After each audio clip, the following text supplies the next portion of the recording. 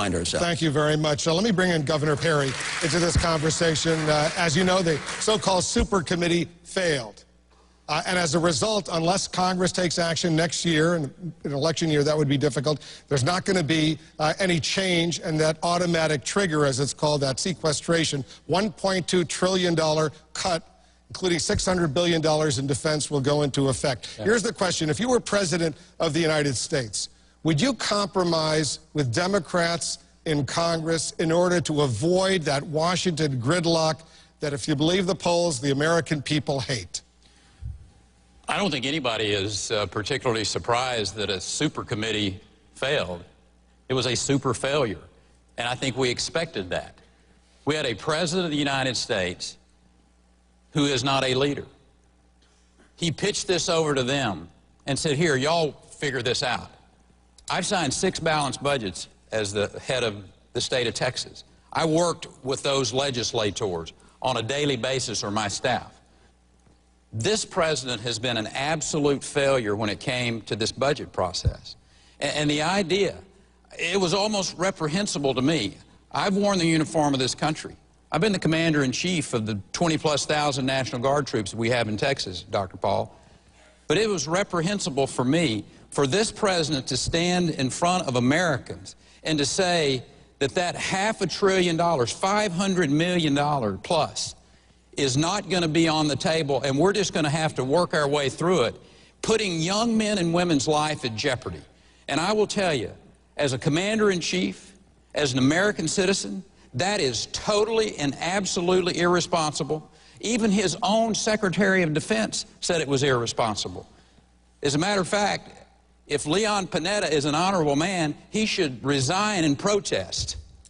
Here's the question, though. Would you compromise? All of you have said you wouldn't accept any tax increases at all, even if there were 10 times as many spending cuts. So would you just let the gridlock continue, Governor Perry, or would you compromise under those circumstances? Listen, I've had to work with Democrats for the 10 years that I've been the governor of the state of Texas, so the idea that you can't sit down and work with people on both sides of the aisle, but just to, you know, throw us into that briar patch at this particular point in time and say, what would you do? We would never have gotten into this situation if I were the President of the United States. I'd been there working day in and day out so that we had a budget that not only I've laid out a clear plan to flat tax of 20%, cut the spending, and put a 20% corporate tax rate in. And as a matter of fact, they ought to make the legislature, the Congress, part-time, and that would make as big an impact in this city as anything I can think of. Let me bring Senator Santorum into this, because I covered Ronald Reagan's presidency, and as you know, and I'll read a quote, he wrote in his autobiography this: if you got 75 or 80% of what you were asking for, I say you take it and fight for the rest later. If you got 75 or 80% of what you wanted, would you make a deal with the Democrats, increase some taxes in order to move on and fight the next battle the next day? It all depends on what the 75 and 85% is. If the things that you have to give up make what you're trying to accomplish harder to do, in other words, reduce the deficit, why the Republicans are drawing a line in the sand, rightfully so, is because what the Democrats are attempting to do is increase taxes, which will slow down this economy, which will increase the deficit, reduce tax revenues ultimately, and increase government payments. So you don't work against yourself. You take ideas from the other side that you may not find particularly valuable, like spending cuts that you may not want. There are spending cuts that I would like to, you know, there are things I mentioned before that I would stand firm on. But in a compromise, yeah, you'd give up some things that you think maybe are critical spending, but you don't undermine the ability of this economy to grow because of politics. This president has poisoned the well. He's campaigned all over this country, trying to divide group from group in order to win, you know, to position himself to win this election, to rally his troops. And what he's done is poisoned the well here in Congress.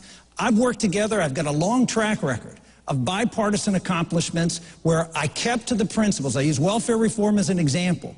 Welfare reform, I stuck to my principles. We cut the welfare budget. We had time limits. We block granted it to the states. and we put a work requirement. Did I compromise on things? Yes, I compromised on some child care. I compromised on some transportation. So I got 75%, but it 100% changed the welfare system because we stuck to our principles. Let's stay on this subject because I know many of you want to weigh in. We have another question. My name is Alex Brill, and I'm a research fellow in the economics department at the American Enterprise Institute. Even if the super committee hadn't failed, the savings that they would have proposed would have been a drop in the bucket relative to the $11 trillion deficit our country may face in the subsequent decade. In the decades after that, without entitlement reform, we'll borrow even more.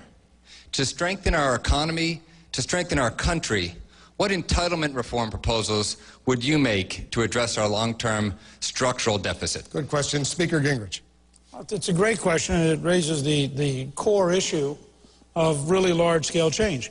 Yesterday in Manchester, I outlined a Social Security reform plan based on Chile and based on Galveston, Texas. In Chile, people who now have the right to a personal Social Security savings account, for 30 years, the government of Chile has promised that if you don't have as much savings as you would get from Social Security, the government would make up the difference. In 30 years' time, they've paid $0. Even after 07 and 08 and 09, people slid from 3 times as much to 1.5 times as much. But they didn't go below the Social Security amount. The result is in Chile, for example, they have 72% of the GDP in savings. It has increased the economy, increased the growth of jobs, increased the amount of wealth, and it dramatically solves Social Security without a payment cut and without having to hurt anybody. So I think you can have a series of entitlement reforms that frankly make most of this problem go away without going through the kind of austerity and pain that this city likes. Let's talk about that, Congresswoman Bachmann. The Social Security, Medicare, health care. What would you cut first? What would you tackle if you were president of the United States? Well, let me answer that in the context of the super committee, because I was involved in the middle of that fight as a member of Congress this summer, and my voice said this. I said it's time for us to draw a line in the sand. We had sufficient revenues coming in to pay the interest on the debt, but the real issue was, were we going to give Congress another $2.4 billion in borrowing authority? In other words, another blank check to the president. Because again, consider the context. A little over 4 years ago, we were just over $8 trillion in debt. We are now $15 trillion in debt in just over 4 years. Now we're talking about, if the gentleman is correct, adding another $11 trillion in debt over 10 years, or potentially $8.5 trillion, according to the super committee. All that they were asked to do is cut back on $1.2 trillion of that increase in debt. We aren't even talking about the central issue, which is balancing the budget.